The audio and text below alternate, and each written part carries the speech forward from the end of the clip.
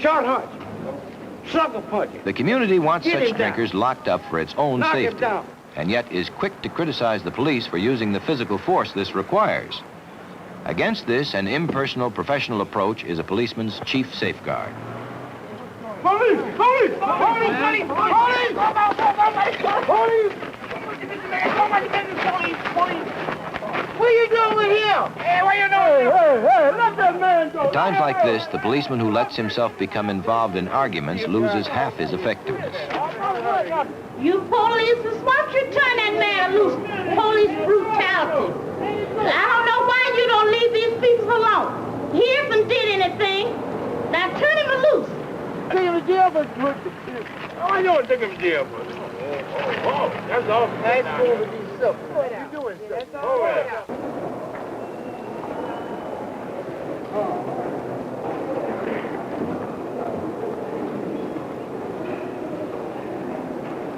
I need it. What's your name? You been drinking tonight? Where have you been drinking? Don't you know where you've been drinking? Where do you live at? The grand mal epileptic, after he has suffered a major seizure, is likely to be disoriented and confused. He seldom remembers what happened during his attack. Some have flailing movements that can be mistaken for combativeness. It's easy to confuse all this with simple drunkenness when there is the smell of alcohol on the breath. Hey, Fred, epilepsy. I have epilepsy. If found unconscious or behaving abnormally, my condition is not due to drinking. We have a name and a doctor. Let's go to the hospital. Come on, let's go. Too few epileptics as yet carry identification. Though harmless to others, they often need police protection and assistance in finding medical help. Oh, boy, 3 more hours and I'm off duty. Hi, fellas, what's up? Epileptic. Okay, Doug, I'll get the doctor. Be right there. Just brace yourself. I'm feeling okay now. I'm feeling fine. I've had a few drinks. Perhaps I know I shouldn't have. No reason why I can't go home. You're still going to have to see the doctor. What are you looking for? I got some medicine here someplace. I've got it right here for you. No, you have to wait and get it from the Fellas, want to doctor. bring him in here, please? Of course, most drinkers whom the police must handle aren't so amenable. I don't want to hear the stupid son of a bitch story. What are you, stupid bastard? Oh, sorry there,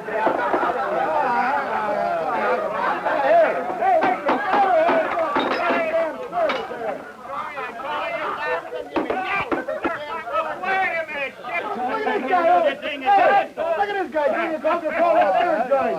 Hey, there's a drugstore next door. Goddamn in there, for Christ's sake. Waitress! The drugstore only pay a nickel for a 7-Up. What do you think here? Right, Dad. Sit down. What are you getting? This ass. This deacon or this asshole here. What are you guys making all the noise about over here? Huh? Geez, you're bothering everybody in the Oh, sir, we're not making... No, you ain't talking to me. You ain't talking to me. It's time to go home now. Why don't you guys go out there and take care of a couple of the crooks in the city instead of coming here and... I pay your goddamn salary. That's all you do. You ain't taking me out of here, you bastard. I tell you ain't taking... Hey, give me a little help here. These goddamn cops are like... Grab the zip. Goddamn joint. You ain't taking me out. Come on. Got that one, Eddie? Come on, let me go. I ain't going to no goddamn pokey. You silly fuzz. Come on, let me go. Let me go. We have a wild one. Hey, why don't you fellas punch that guy in the mouth for all that dirty language he's using? Listen, lady, we put up with that every day. In the morning after he sleeps it off, he'll probably be all right. At 7040 West 3rd. Resident tax causing trouble. Sick, drunk, or mentally disturbed. Or perhaps all three at once.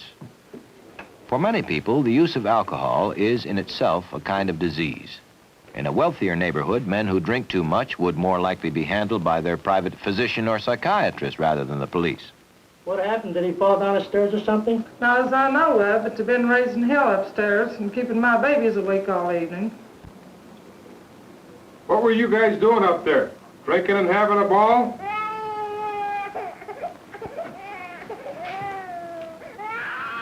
Don't you understand me, fella? What's your name? You hard of hearing? Let's get this guy up. Well, here's your hat, Charlie. But to take this guy along, too. If this man hadn't been drinking, his actions and appearance might suggest that he is mentally ill. But for the time being, the police must act upon the more obvious evidence of intoxication. How tall are you? How tall are you? What are you asking me for? You guys know I've been here often enough. He's about 5'6". Stick around, Jimmy. We're not through with you yet. Stick around. Okay. How much do you weigh? 200. 200. What's the color of his hair? Green. It's brown, Sarge. Okay, Clyde. Let's go. Come on, Clyde. Let's go to bed. What is your name, fella? Say, fella, what's your name? I don't know, Sarge. He ain't said nothing since we left the house. He has anything on him with his identity on. Okay. Look in his pocket. His name is James Honeywell. Where do you live, James? Doesn't give no Cleveland address on here. Where do you live, fella? Where do you live at? Well, we'll make it no home for the time being. Why don't you get some sleep? I don't sleep. You don't sleep? Man, it's going to be a long night for you.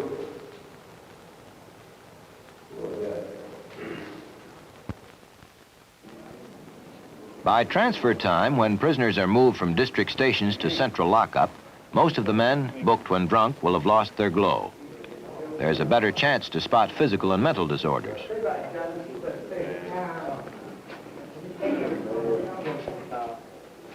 Many people have been booked as intoxicated who were suffering mild strokes, diabetic comas, heart attacks, uremic poisoning, and infections of many kinds because they had the smell of alcohol on their breath.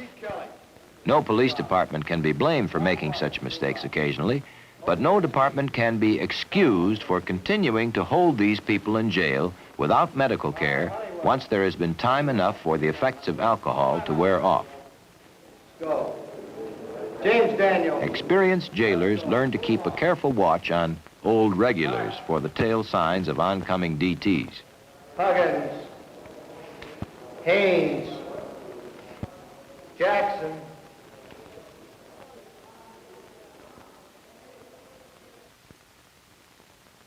You know a little bit about music, don't you? Yes. What kind of music? I do novelty acts. Do love that? Yes. Let's see you do love. Here, play on my head, watch me. Here.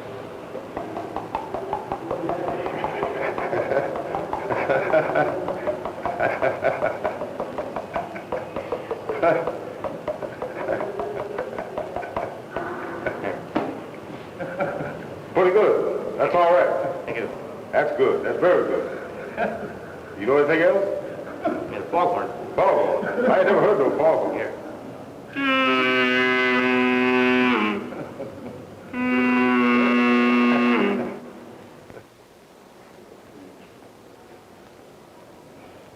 Here we go, George. You take it?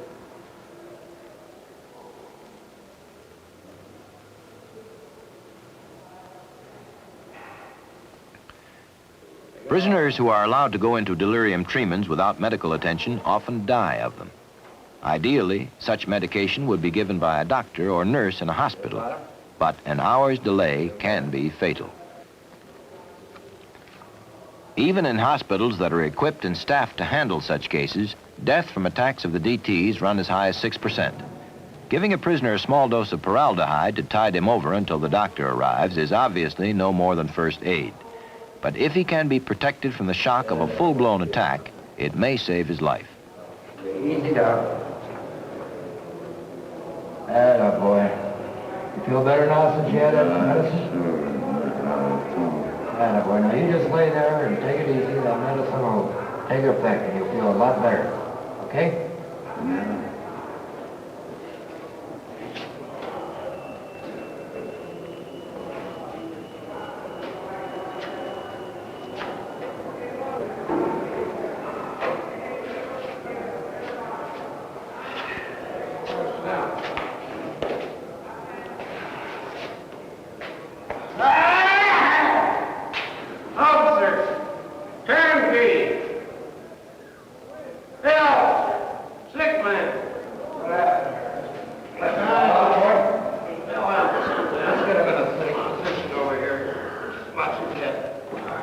Hey, you know. Any complaints, mister? Oh, Nick. Oh. How you doing? Oh, I've had a little bit too much to drink, Doctor. Oh, no. And back with us, huh? Back with it. Say, Doctor, would you give me the aspirin so I got a head? Tom will take care of it for you. That's a fact.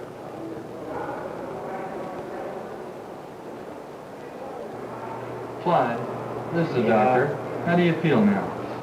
I'm not bad. You know where you are, Clyde. I guess I'm in jail. How long ago did he have his medication, Tom? About a couple of hours ago, Doctor. Let me have your flashlight a minute, man. Thanks. How are you today? Pretty rough this morning, Tom. Make it all right? I guess so. Take it easy. I'll be with you fellas in a few minutes. How are you today, buddy? I don't never shake me. I can't when I go to court. Well, there's no court today. It's Sunday. Have to wait till tomorrow morning. How about you, Phil? How are you doing today? I feel pretty good today. You gonna make it all right? Yeah, I think I'll make it. Stand up, boy.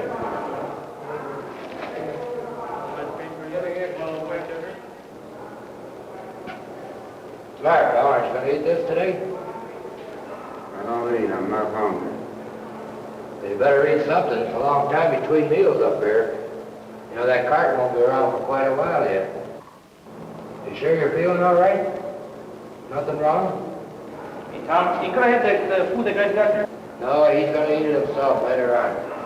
Okay, thanks. Hey, guys, this guy's sick out here. Prepare yourself.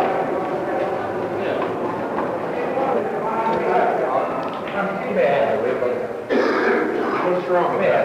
What's wrong? Sometimes when a heavy drinker is taken off alcohol suddenly, he falls into rum fits. Let me hand hold his feet there, Rich. Just hold his ankles down. Don't hold them too tight. You don't want to cut the circulation. Just hold them firm. Got that. Hold them firm. These seizure-like attacks are often mistaken for epilepsy and have helped spread the impression that epileptics drink more than other people, which is not so. However, people in rum fits and epileptic seizures should be handled alike, restrained only when necessary to keep them from hurting themselves, and allowed to recover their composure without being moved.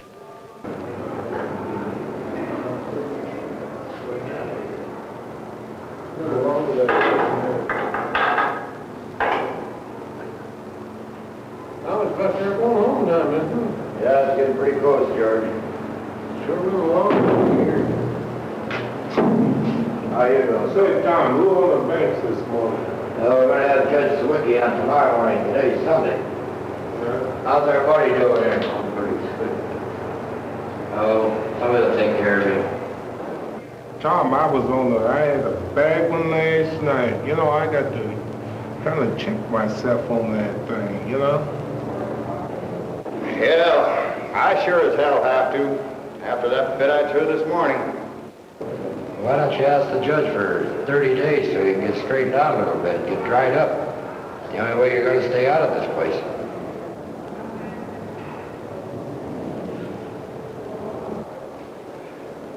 Fellow was telling me about that alcoholic rehab program they got out at the workhouse. Oh, it's very good. We've had a lot of guys that went out there from here. They don't come back up here anymore. Yeah? They apparently got straightened out. I did see a few of them. They're dressed nice, they're shaved. Matter of fact, I've seen a few of them that own their own cars already.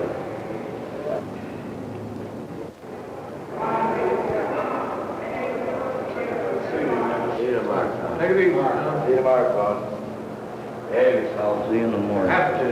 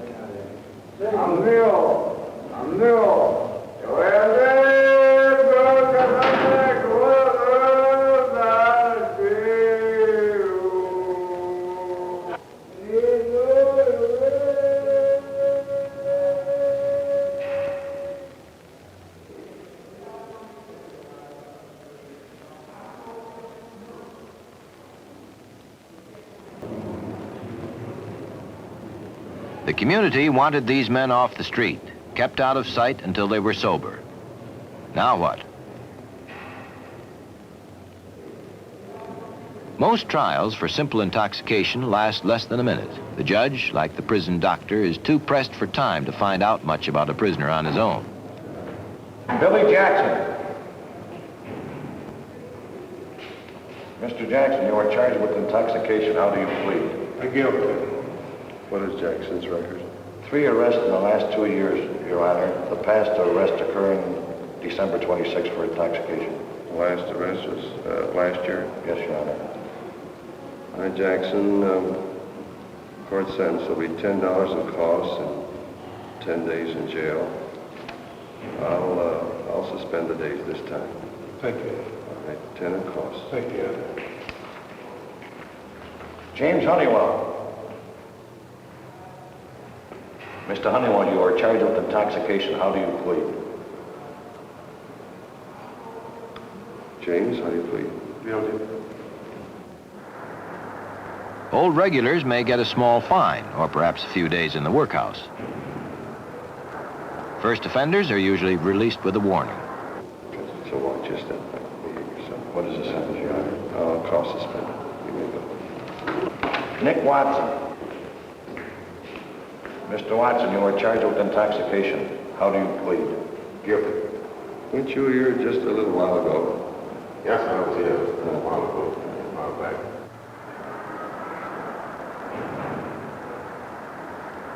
Most people who drink to excess do so to meet some deep psychological need that isn't likely to be relieved by repeated arrests.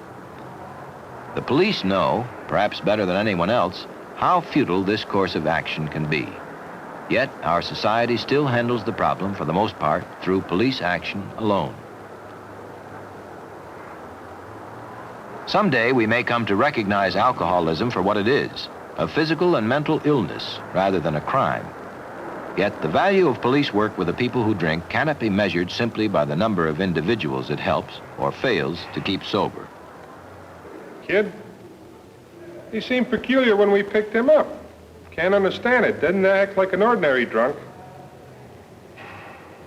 Yeah, I remember something was wrong with him. I should have told the sergeant when we first brought him in.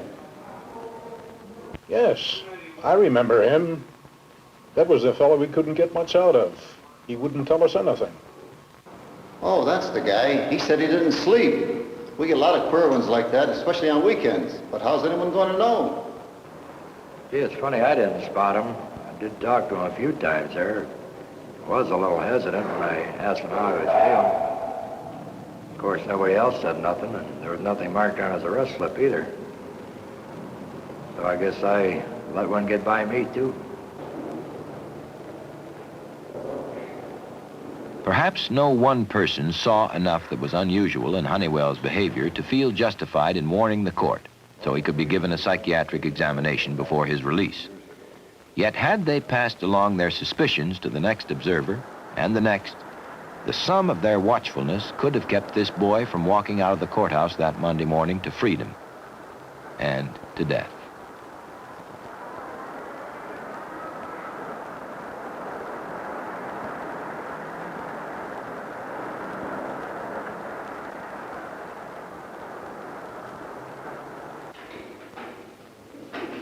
The mask of alcohol continues to challenge the policeman's skill and his patience every week in the year.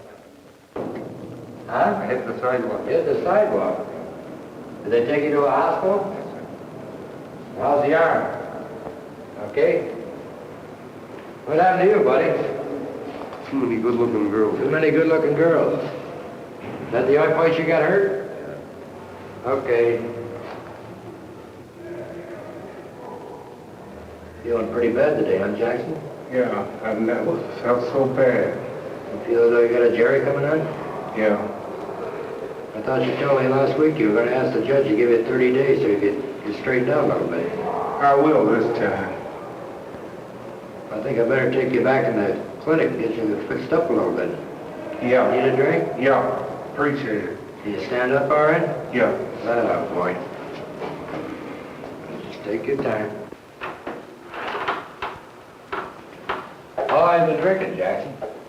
I don't know, Tom, about 5 or 6 weeks, I imagine. Were you drinking beer or wine, or were you drinking Drinking ale? everything. Everything you get your hands on, huh? Yeah. I think we better give you a little something to settle you down there, don't you? Okay. Huh? You older, you want me to... Until we find some new approach to the problem, understanding policemen can do a great deal to help those millions of Americans who find their course of self-destruction through drink halted temporarily by arrest. You ever tried to do anything for this drinking there? I tried, Tom, I tried. All on your own, huh? Yeah.